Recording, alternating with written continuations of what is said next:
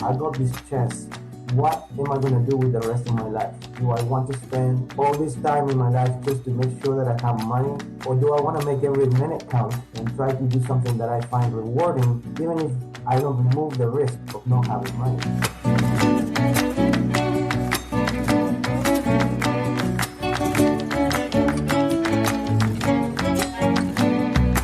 Welcome to Latinx Can, a podcast showcasing Latinx professionals who turn their dreams into realities.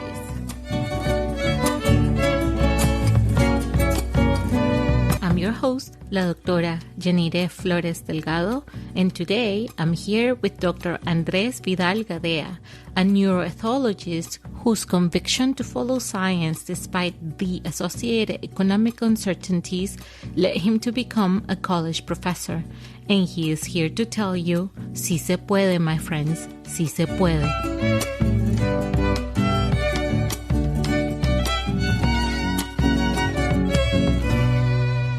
Dr. Andrés Vidal Gadea, welcome to Latinx Can. Thank you very much for having me. Let's start a little bit by talking about where you come from and where your story begins. I'm originally from Montevideo, Uruguay. So I come from a family, my mom's family, she comes from a family of 9 kids from the country. And they moved to the city like many folks do to look for a better life. And so she raised me and my sister by herself. So we were pretty poor, even though I was like first generation city boy, the upbringing was kind of like country, and so I really appreciated that. And yeah, I love Montevideo and I love Uruguay. It's a very welcoming, caring place. My sister and I were born and raised there, and my mom was cleaning people's homes, so she was a domestic employee, we call them back home. She always encouraged us, and we were always made to feel like part of a team. And in Uruguay, everybody in the family is kind of part of a team. So I always felt respected, even as a child. Growing up poor and your mom being a domestic worker, it probably brought a lot of challenges to your family. But you mentioned that education was definitely a priority for you and your sister because your mom made it a priority. That's true. And we didn't have a lot, but we did have this support system that we were always encouraged to learn and to read. I remember, when I was young, getting books from my uncles and aunts to read about, either science fiction or, classical literature or whatever they thought that I might be interested in. They were always encouraging us, and to think and to question. We used to make our toys. We didn't have money for toys. So there was this grocery store down the street, and at the end of the day, back in those days, they used to burn all the cardboards from all the stuff that they sold. And they have a big pile of cardboard boxes.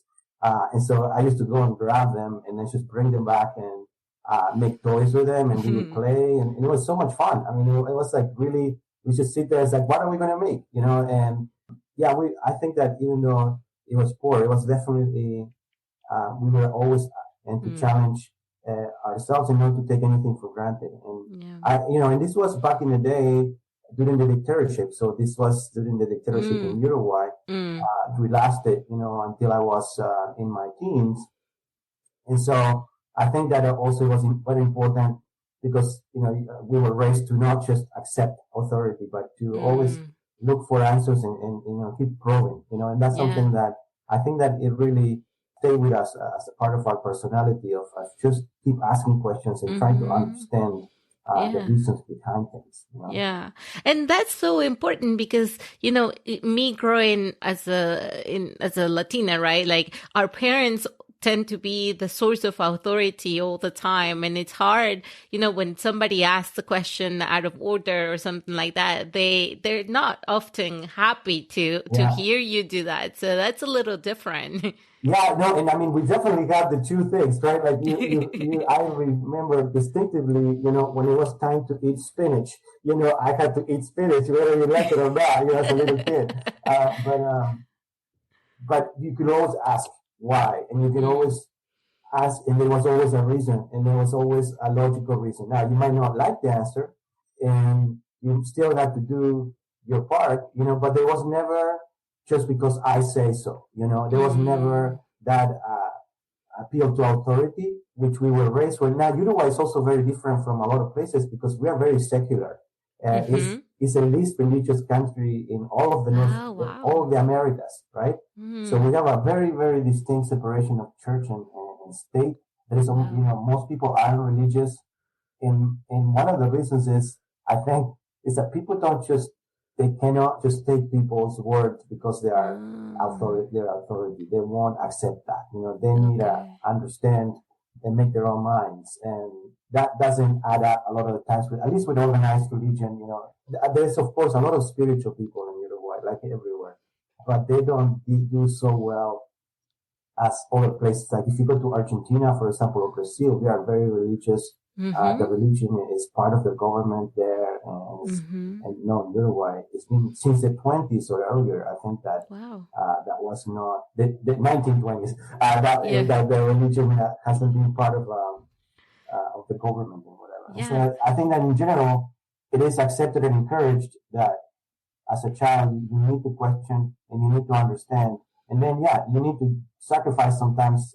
That's also a very big part of our culture to do things for the better of everybody, and so sometimes when you're a kid, that means having to do something that you don't want to, but you always understand, even if you don't like it. And that's really interesting that what you mentioned about Uruguay being, very detached from organized religion, because it's not like most countries in Latin America, right? But what I like about this is that it highlights the differences between different countries. Yeah. Here in the States, everybody wants to think that Latin Americans are either Mexicans or Cubans, and, depending on whether you're in Florida or if you're in California. But the reality is that we are very different, and for most of the ones that are here in the States that were not born in the States, we are first from our country, like maybe I'm first Venezuelan and then I'm Latina, right? So I think that's very interesting. I mean, and to be honest, that is, obviously it's because people haven't been exposed, but in Uruguay and in Argentina, we have these natural borders with the rest of the continent because you have the Andes, which are an insurmountable barrier that completely prevent. Before airplanes, there was no crossing that, And then we have Brazil and the jungle and all that, which also isolated us from the rest of the continent. And so Uruguay and Argentina, in a way, they kind of have their own subculture, very different from the rest of Latin America because we couldn't have access to them. And we understand Portuguese, for example, just from all the Brazilian shows, and we share a lot of culture with Brazil because they are right next to us, and with Argentina. But I had no idea until after Pearson College when I had access to travel, and I went to places like, I actually haven't been to Venezuela and Colombia, but I've been to many other places during some travels that I did. And I went to Peru and I went to Bolivia. And I was like, culture shock. I was like, wow, this is very different from Uruguay. And I saw Japanese cars in Peru with the steering wheel on the opposite side, because they do all their business across the Pacific. And across the Pacific is Japan. And they have all these, the president was Fujimori, which is a Japanese person, and they had these very strong influences from Asia, which in Uruguay, you got zero, influence from. We've never seen anyone from Asia in Uruguay. And then, but yet in Peru and Bolivia, that was very common. The other thing that they have is like a lot more Aboriginal people, And in Uruguay we have, but most of the Aboriginals are now, we are part of us. They're not, we don't have tribes or we don't have so much as other places. And so it was a very huge discovery for me when I went there. And of course, if you're from here, from the United States or Canada, most people think Mexico, and that's the beginning and the end of that's it. Everybody, America, right? Yeah, that's so true. But our job is to show them that we are a lot Yeah, more than very just diverse. one Yeah. country, very diverse, right? So you mentioned you went to Pearson College, which is a UWC, and is one of the things that we have in common and how we connected. And we've talked about UWC in the show before, but perhaps we can talk about how back in the days you heard about UWC Yeah. and how that experience changed your life. Yeah, well, that was one of those points in my life where, things really changed. And I knew that I wanted to study more than anything. When I was young, to me, that was kind of an escape from life, in the sense that I always imagined that I was going to be working just handwork, and never really get to use my mind for a career. And that's what I craved. And so I was looking for opportunities everywhere I could when I was, high school age. And my mom actually, we were very lucky because she was listening to the radio and she heard about this scholarship opportunity that was being advertised in the radio, and that was for going to study in Canada. And so I looked into it, and it turned out to be that they had this scholarship to these United World Colleges, and that the reason for being on these colleges was to bring people together and to bring people from different cultures and to foster, understanding between people. And so I signed up for this opportunity, but then this was, right after the dictatorship. It was a period of very tumultuous in Uruguay and a lot of corruption, and I immediately assumed that the kid that was going to win this scholarship was already shopping in Canada with the parents, and and this was just part of a show for the Canadians to be happy that they had a competition. And so I went to this competition, and it was really great. I mean, we have a lot of kids showed up for it. This was the time of the war, the Iraq war, the first Iraq war, with the old Bush. And I remember, we were getting political questions, and I was very defiant because I was feeling like this doesn't matter. The guy who wrote this already is there, so I might as well tell you what I really think, And I was kind of like, I was thinking, like whatever.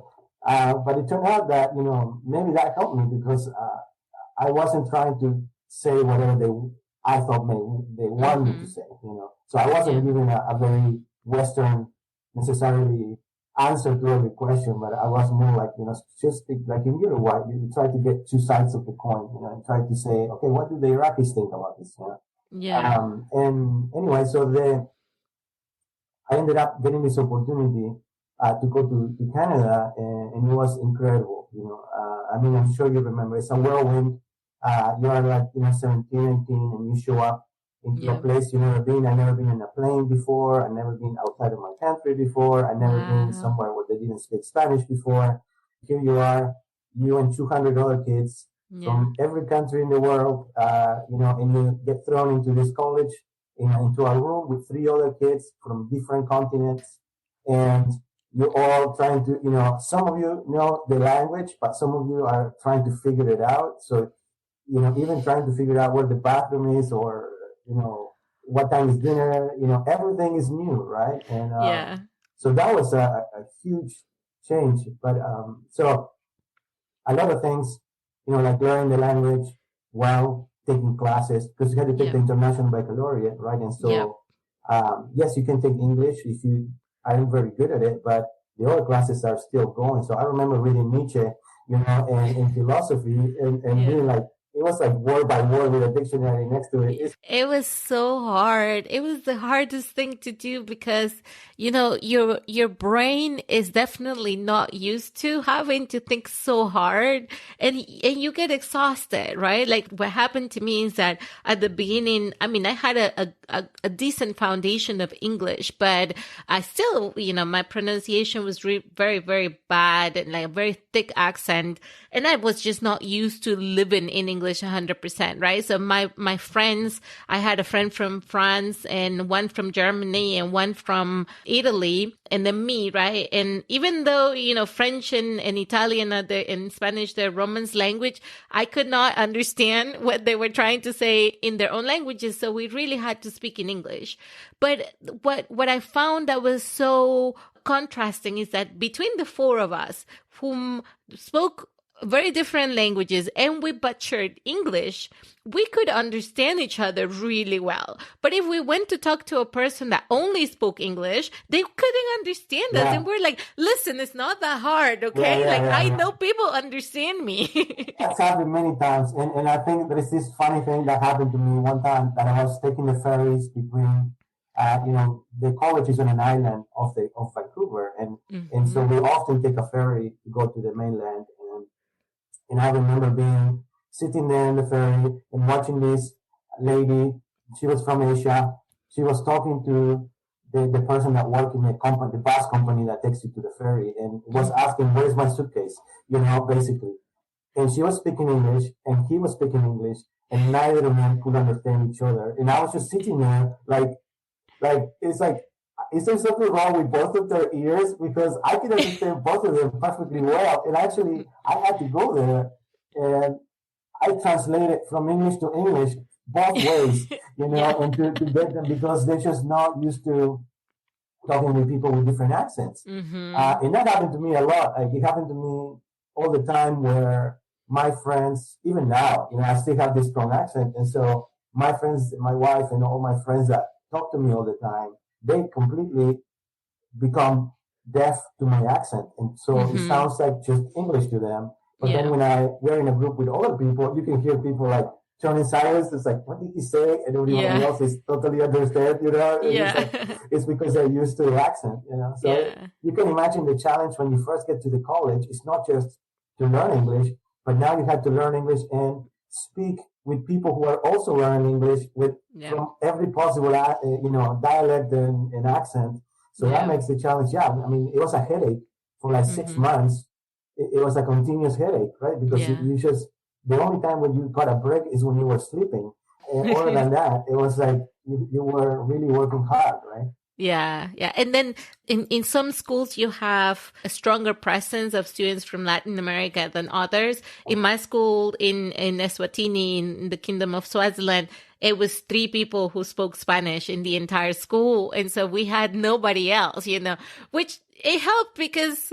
Yeah, it helps a lot. And we had like a lot of kids, like 20 or 30 kids from Latin America. And that's one thing that happened, is that they hang out together and they made friends with each other. And then, then they didn't learn the language as well because they were speaking Spanish all the time. And I remember there was this guy from Costa Rica, Gonzalo, and we made a deal. And it was like, we are not going to talk, Spanish between each other.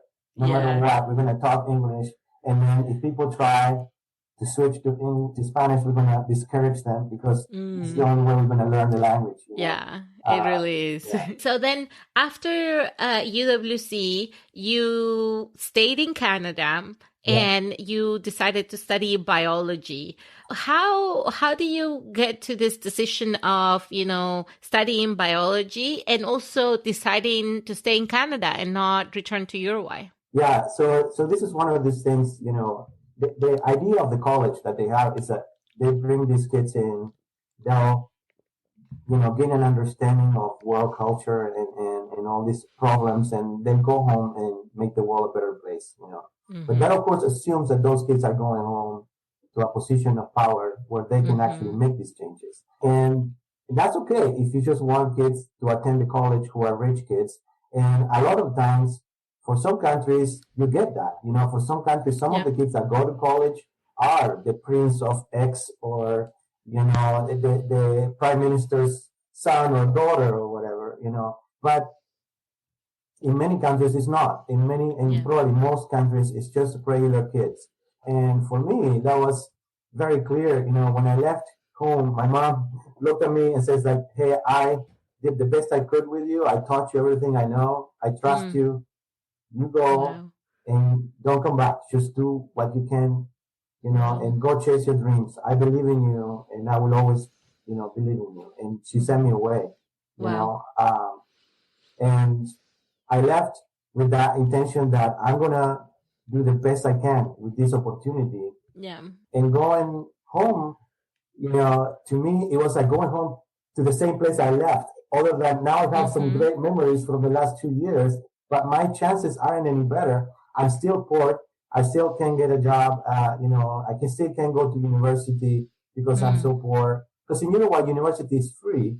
Yeah. But that means you go to university for 10 years. That means you have parents that can feed you for 10 years. Yeah. That means that you have a roof over your head. That means, clothes, everything. And in reality, that's only accessible for people who have money. For poor people, there was a time when I was like 14 that we really had to think about whether I should go to school or just quit school and get to work, because we needed money to eat. And so I feel like that was a bullet kind of like a dodge back in the day when we figured a way that I could continue to study. Yeah. And so that was so clear to me that wasn't the best option. And so I did look at, going to places like Argentina or Brazil where they have more opportunities. There was more, but the University of Victoria was right down the street. And so it was something I knew, someplace I knew. And so I applied there. I applied to other places as well, but I got accepted in there and it just made sense to go there. And initially I wanted to be a physicist. So when I was a kid, I used to buy every physics book I could get my hands on and read about lasers or black holes or whatever. That was like what I loved to do. And I took a lot of physics when I was in high school. And then I got the scholarship to go to college. And of course that meant redoing all of the physics all over again. And it just killed it for me because I just couldn't. It was like, 4 hours of physics, or 2 hours of physics every day. I wasn't at a point in my life where I could just make myself do that. And so when I finished, I was said, no, I don't want to do this anymore. And then, science seemed like something that was also very exciting and enigmatic, very complex question in the universe that, like the human brain, that remains like one of those huge enigmas, and it seemed like, wow, that sounds very exciting.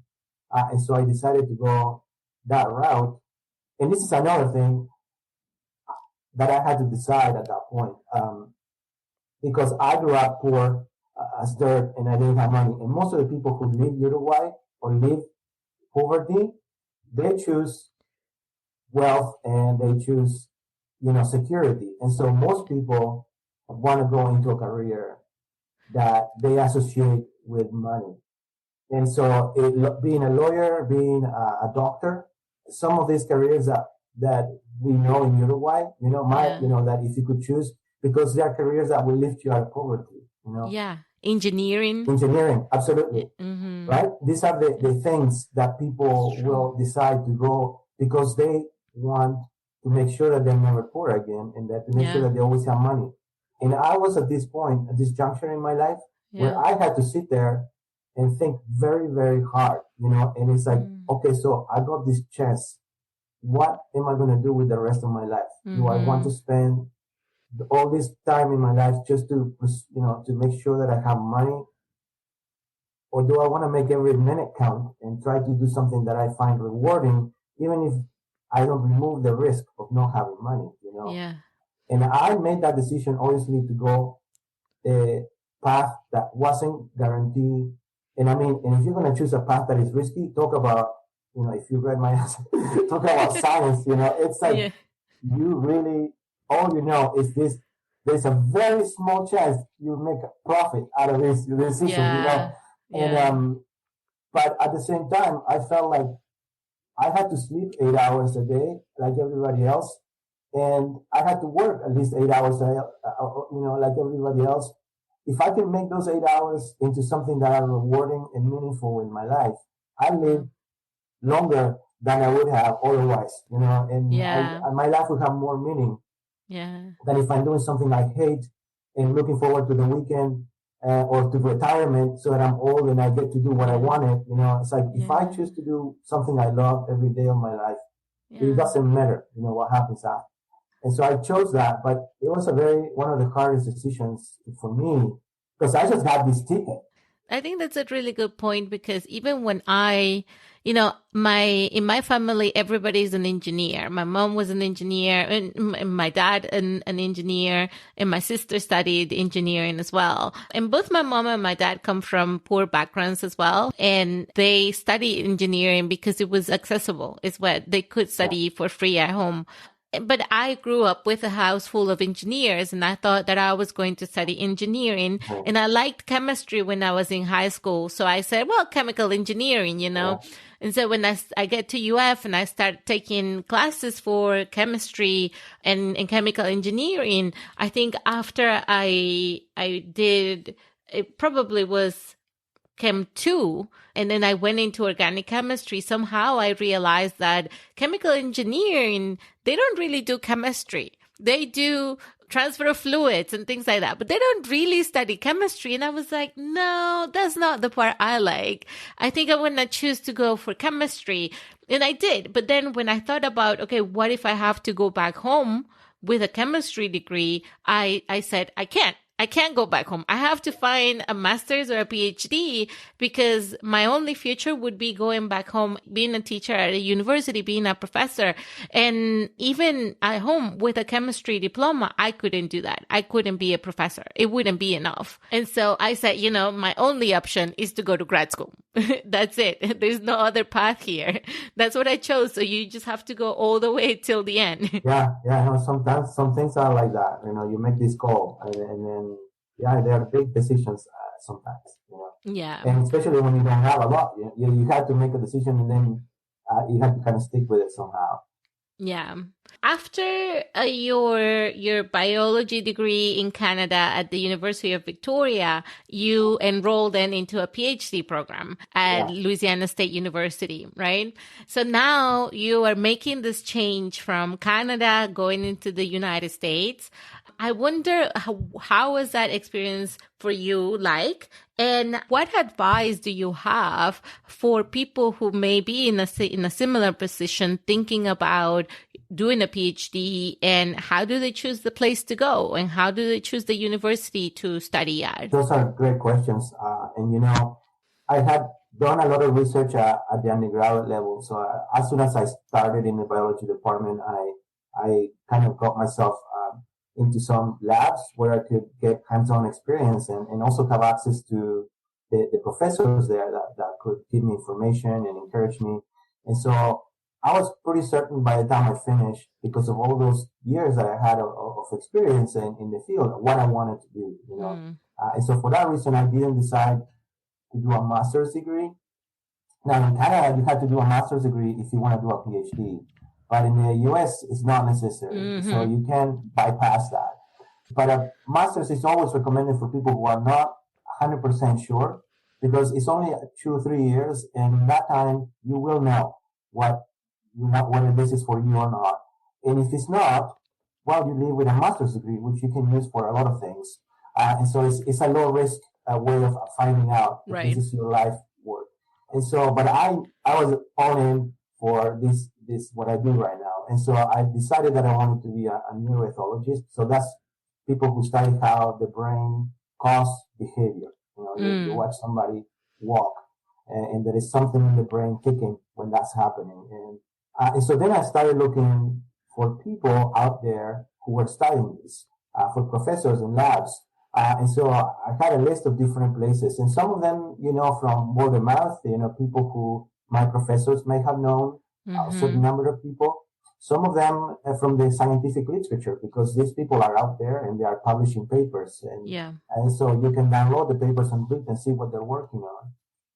And so once I had my number of places, I found one actually that was a really good match for what I was studying.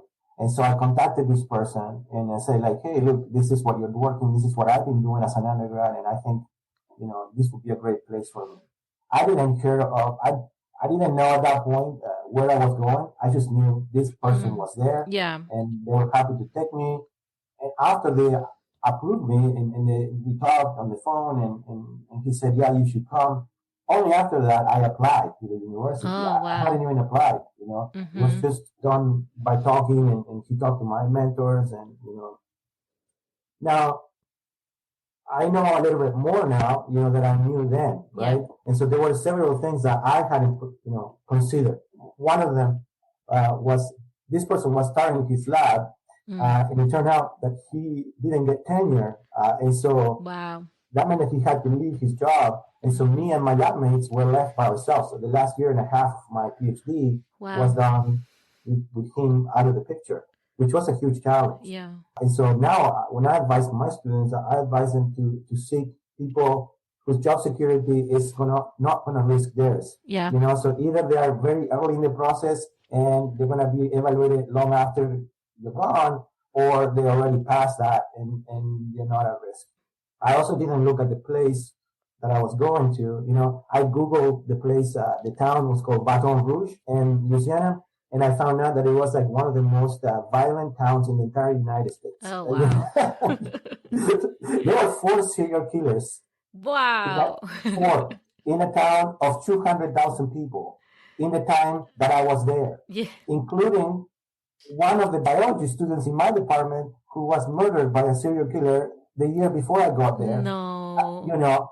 This is like crazy violent, like not just a little violent. I grew up in a dictatorship and there is crime in Uruguay, so I know that when there is crime and there is unsafe, but then that is different, And also things like, when I was in the West Coast, I went there to learn about multiculturalism, and I came from Uruguay, which was very homogeneous culturally, that is, racially we're mixed, but culturally we are all the same. And here in Canada, you couldn't even assume the person spoke your language when you were standing at the bus stop, so you couldn't just strike up a conversation.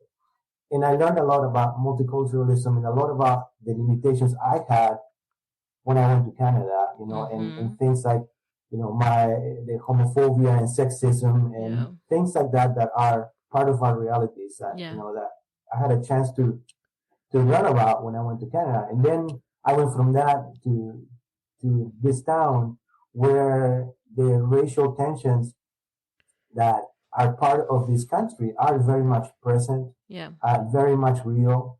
I think that everybody now is wiser after these past couple of years about these things. But at the time, this was something that when I did my degree, it was something that even the rest of the United States was kind of ignorant of, that there were places in the country where the racial divide and these things were very much real. That is the case still down in the South. And that was a very big shock for me. And so fortunately, there were a lot of international students at that place because Louisiana and it has a lot of cultural wealth and attracts a lot of people. Yeah. And so people traveled there, and we had like 40 international students. Wow. And we made our like very tight group, and that really helped me throughout the whole time that I was there. It would have been a very different experience if they weren't there. Yeah. But I say to people, when you're looking at places, so that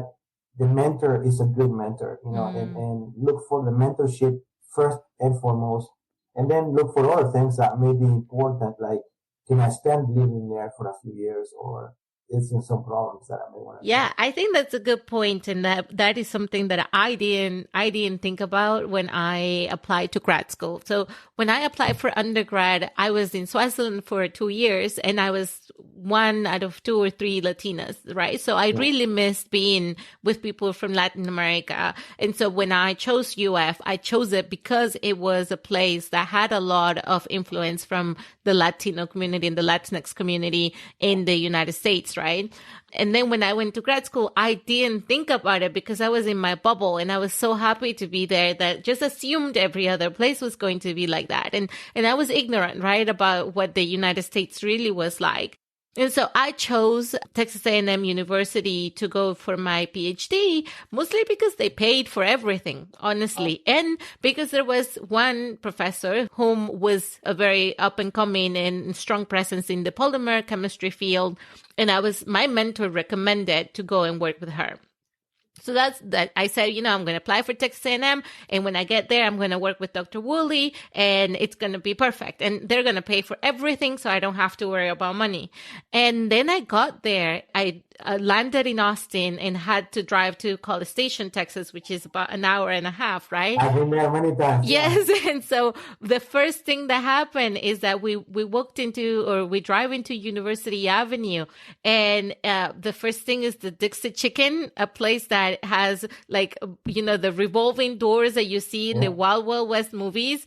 And I had just come back from Vienna for 6 months in Vienna, and I had not gone to College Station ever before. And this is the first thing I see, and I was like, "Oh crap! What did I do?" Wild West, yes. You went to the Wild West. I was like, "This is not Schönbrunn." I mean, I don't know, And so that was definitely something that eventually I found the people, right? Like I found Venezuelan people, and I found people who spoke Spanish. But in my graduate program, we were 2 or 3 people that were not from China. The rest of the international students were from China. I wonder what those guys thought. It was going to be even more different for them, Yeah.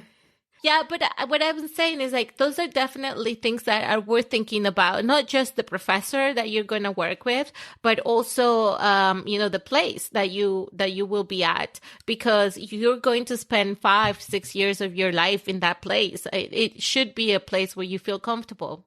I kind of joke with my students, when I tell them, it's like, you're choosing a PhD, a place to do your doctorate. It is 5-6 years or longer, depending on the field. Mm-hmm. And I'm like, in the United States, the average marriage lasts that long. That is statistically, the PhD in a marriage lasts the same amount. Wow. Knock on wood for everybody who's listening. But, it's like people spend a lot of time figuring out who they want to marry. So you should spend a lot of time figuring out where you're going to go and making sure that it is a fit. But the good news is that the information is there. And if you're going to do a PhD, you better get used to digging for answers and digging for clues, And so it's your first assignment. And when I became a postdoc, I definitely did this, I definitely made it my job outside of my job to kind of figure out where do I need to go? What is the best option to go? So let's talk about that. Tell us a little bit about what a postdoc is. Certainly, if you want to go to academia, the postdoc is a must for most people nowadays. So let's talk about what it is for people that don't understand and how you go about getting one. And in a PhD, really, when you think about it, you get a diploma that says you're a doctor in philosophy, and there is not even a discipline attached to that. The reason is that when you're a PhD, you're basically being trained at solving problems. And people know that whatever your discipline, they can drop you off, parachute you into some place, and you will be able to figure it out. You'll be able to read the literature, find out what's known, find out what's not known, come up with a project, and answer the question, regardless of what that is. And so it doesn't matter what's discipline. It doesn't matter if it was chemistry or if it was mathematics or English. You have to use the same skill set. Yeah. And so that's why there is no need for a discipline after that. But there are a lot of things besides that you need if you want to have your own lab, if you want to run your own research program.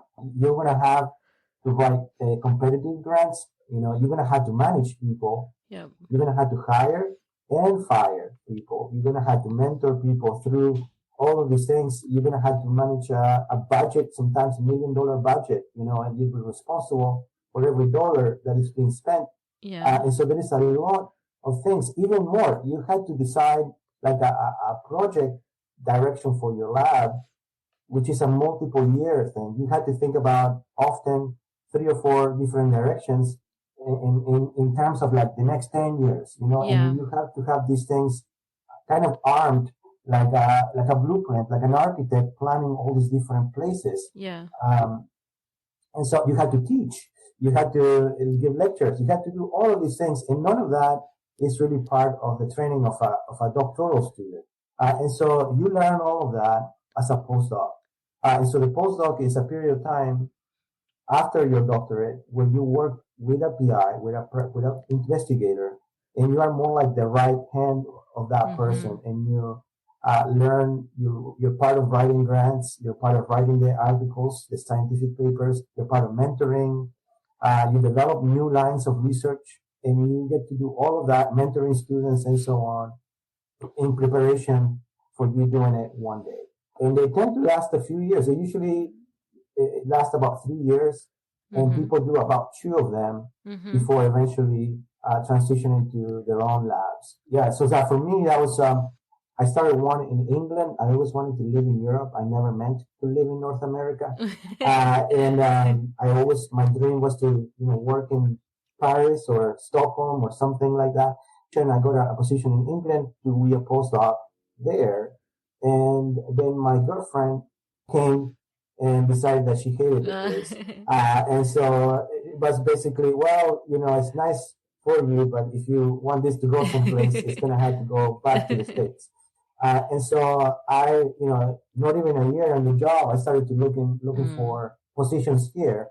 And then I really did this, systematically, and I look at all of the institutions that in the places that I may want to go, and I look at all the professors, all the jobs, the research lines that they were doing, how successful they were, all of this stuff.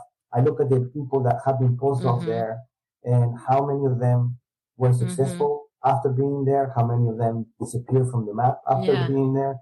And, I started with something like 100 places or something like that, and I went down to like 6 or 7, and eventually ended up contacting like 3 or so. I think it was 3 or 4. And one of them was like, no, that sounds great, but we don't have money. Now, here's another thing. I wasn't looking for jobs. I did go into the job list and I looked for anybody who was looking to hire somebody. But I looked at the people, not at the job. So I contacted people not because they had a job ad, but because they were a good fit for me. And the place I ended up going to in Austin was this guy who didn't have a job. And I said, hey, I look at what you do. I see your papers. I see what you're working on. This is who I am. This is what I work on. I think that we are very much in sync. I think that we could do good stuff together. I would learn all this stuff that you do that I have no idea about. And I can bring some of the stuff that I learned elsewhere to help you. And he was like, well, I'm not hiring anyone, but, if you're in the States, come and give a talk at my department and we can have lunch together. And I went to Austin and I gave a presentation, and the guy was new. So he was starting his lab. So this was, one of those situations where, he's going to be up for tenure, but a postdoc is 3 years. So I wasn't worried about that. And so we went for lunch. I gave my talk. And by the time I was at the airport, he phoned me and he's like, I did the numbers and I think I have enough money to hire you, and it's like, you're going to work with me for 3 years and you're going to help me get my first grant, my first paper, and then you're going to be on that grant. And so we're going to use that money to pay you for the next 3 years after that. And so that was a done deal. I went back to England and then I came back, and it happened just like that. I helped him set up his lab. I helped him publish his first paper and get his first grant. And then I stayed there for an extra 2 years. But that job did not exist. And I did not compete with anyone for that job. And everybody else who was in the market for a job applied to every other job that was advertised, but not to that one. In fact, when it came to time to get the job, we had to write an ad for the job because he didn't have one, and that had to go out there and everybody could now apply. So there was a period of time where I was nervous because I'm like, he wants me to work for him and I want to work for him, but this is a university. And so it's not a matter of like, you can't just hire your friend. It has to be a competition. Right? And so the ad had to go out and we had to wait for candidates. And if somebody else showed up that was more qualified or a better fit for the job, I would have lost this job, I had another job offer anyway. So like I could have gone to Florida instead. I ended up getting in there and it was a really great move career-wise because he was a fantastic mentor. Yeah, and I think, that's a great point that you bring up, because in this case, this the process of having to advertise this job, even though, they already have somebody in mind for the job, it's something that I actually did not know about, that things were done that way. But after starting working in academia, in industry, I realized that oftentimes when people post a job, they already have somebody in mind for that, especially if it's a big corporation. They probably already have somebody in mind, or somebody internally that they already know is going to be competing for that job as well. That's something I didn't know. And it works both ways, right? It works in your situation. It was a very positive experience in which you already had done the work, and the job was sort of written for your qualifications. So most likely you would be the best person for that job anyway, because it was created with you in mind. But then for the other side of the coin is for all of these people who are looking for a job, that really are hungry to get a job, and they apply to 100 jobs and they don't get anything, right? And you can get demotivated. And we talk about, access and opportunities for people of underrepresented backgrounds. And this would be a situation in which you would be like that, right? But one thing to know is that you still have a chance, right? Like if somebody shows up and they show that they are better for that job than you, they will get it. They will, yeah. and that, I'm on this side now, and it happens all the time because, you're accountable to taxpayers for spending funds, and everything has to be very open.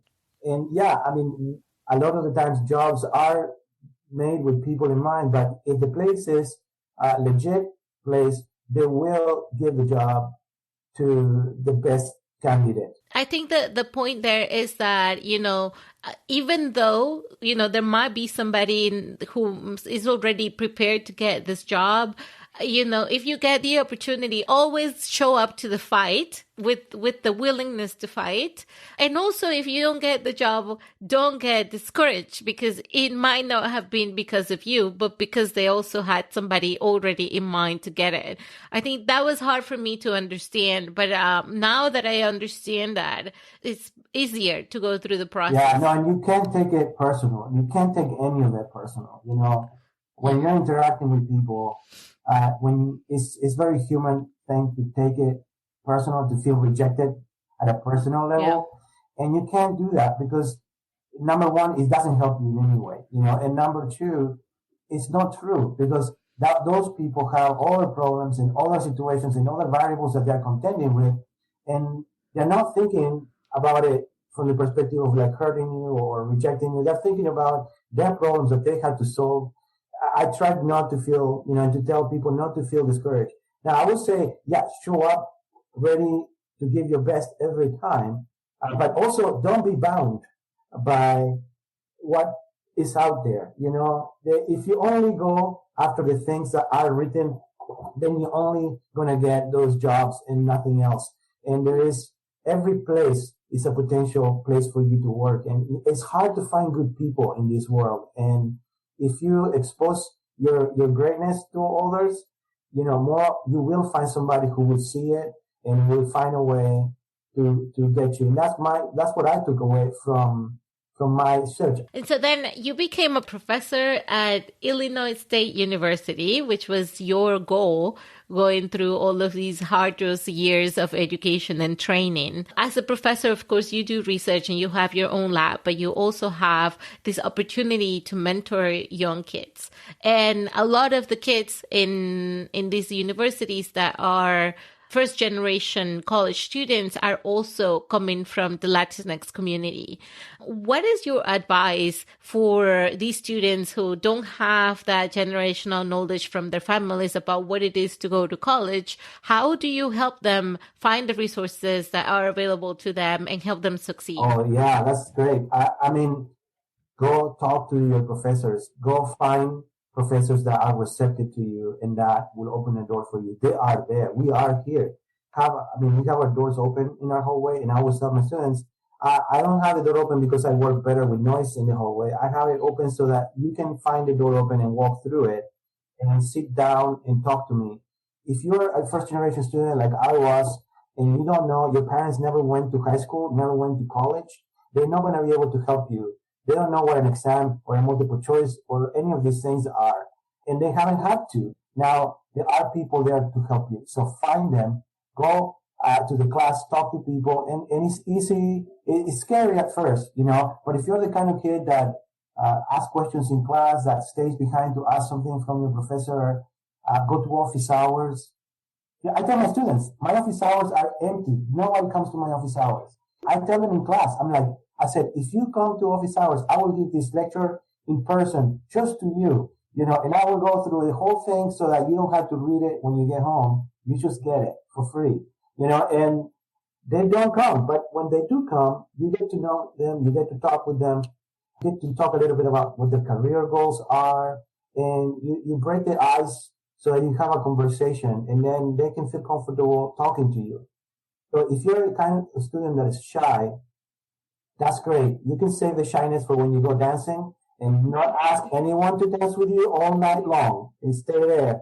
But when you go to college and this is your life and your future, you cannot afford to be shy. You need to come out and find us. And I'm not going to say that you're going to start a conversation with every professor, because I know some of them, and there's like everybody in life that you're going to meet, but there will be some that will resonate with you and that will invest in you and that will give you answers. These are the people, the sooner you get to them, the better outcome you're going to get out of your education, because they will be able to help you with all kinds of things, not just their subject matter. They know people, right, across campus. They have them on speed dial, opportunities. Sometimes I talk to a student, in passing, and then I get an email at midnight when I'm in bed, saying, oh, we're looking for students interested in a zoo internship.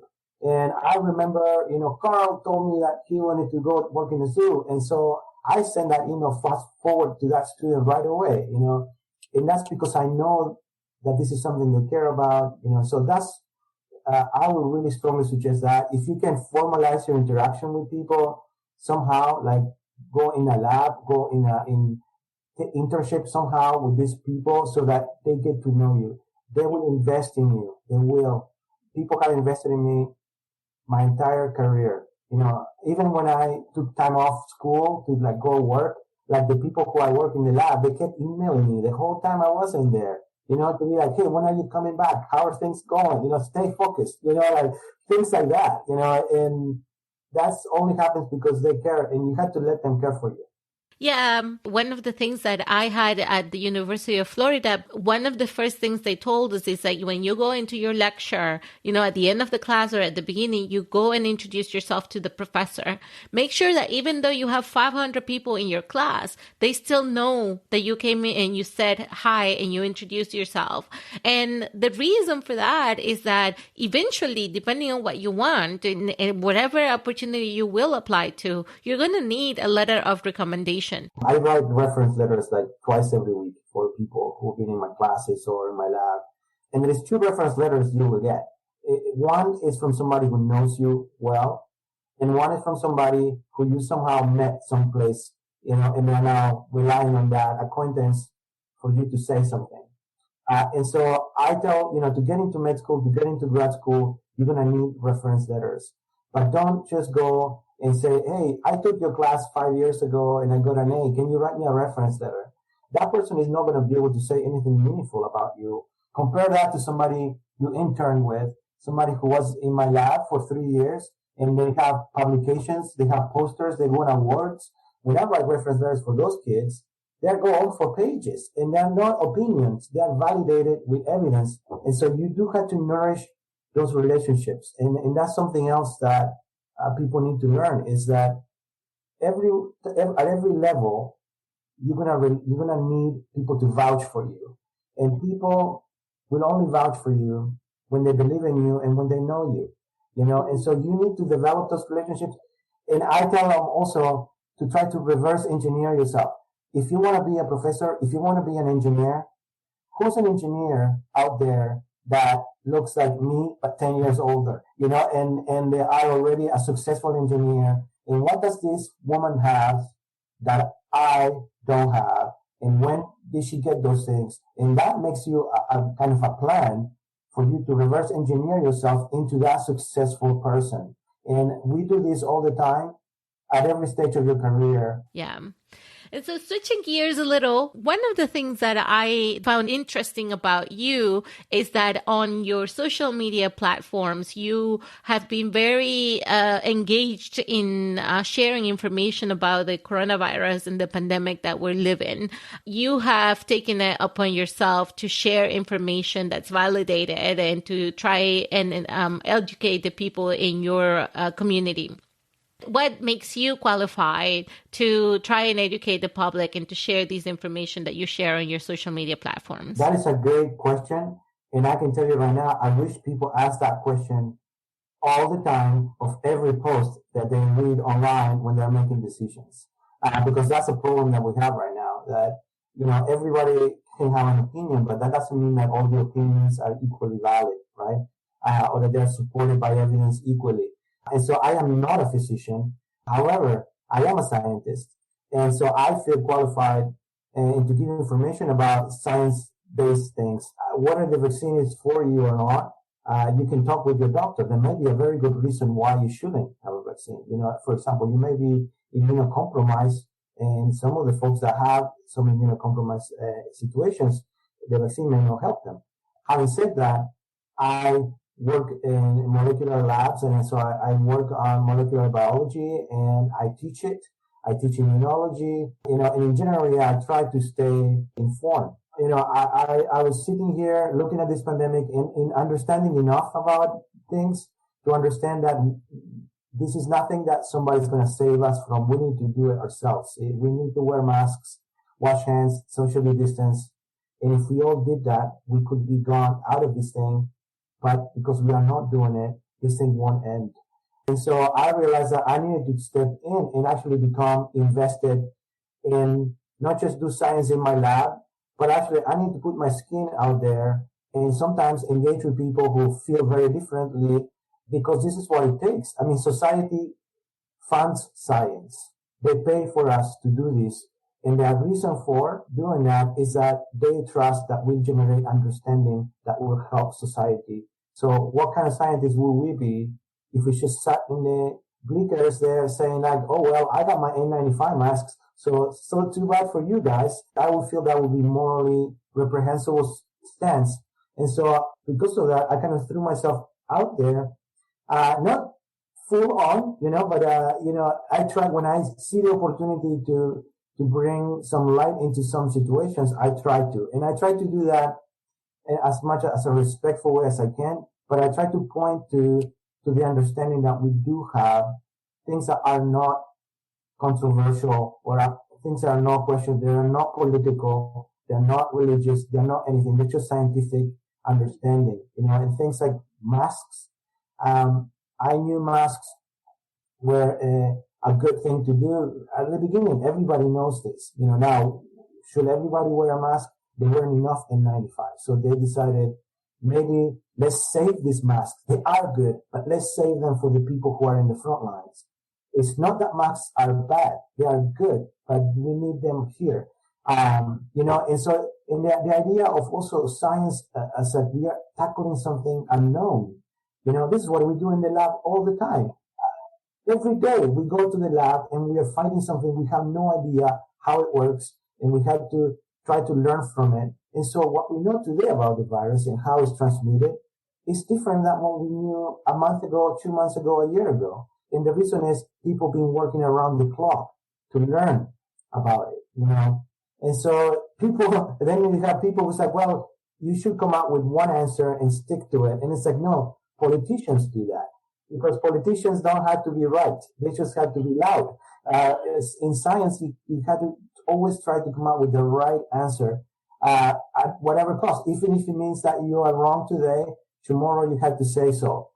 There is nothing short of miraculous about these vaccines that we have. People will look back in 100 years at this time and say, they figured out a way to come up with a vaccine in 10 times faster than it would normally take. And that was a miracle that saves millions and millions and millions of lives.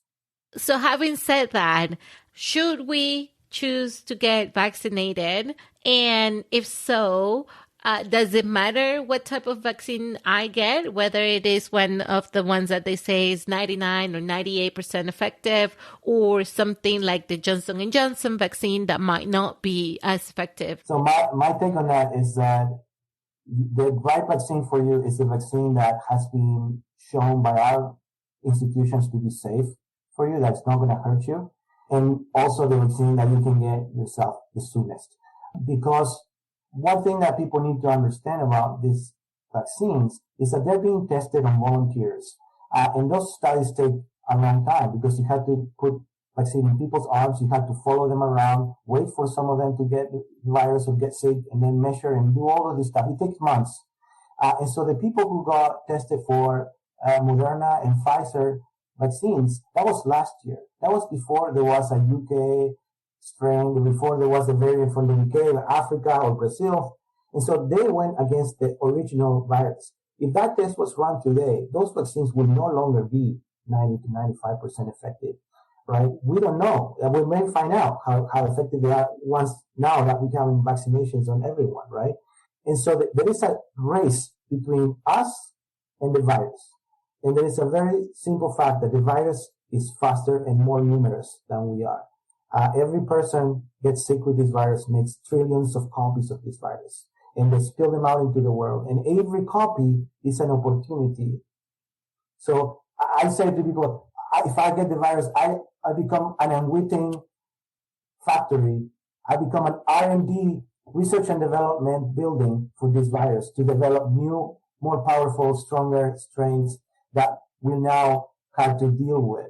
And my biggest fear from the beginning of the pandemic is that if people didn't do masking and social distancing, that we may have so many people getting sick that we will have numerous versions of this disease going around that will be, you get one vaccine for one, but then not for the other. And so the best thing to do is to remove people from the equation and remove them from this virus so that they cannot get the virus. And even if they do get it, that they won't make as many copies of it to get sick or to pass it along or to make a new strain.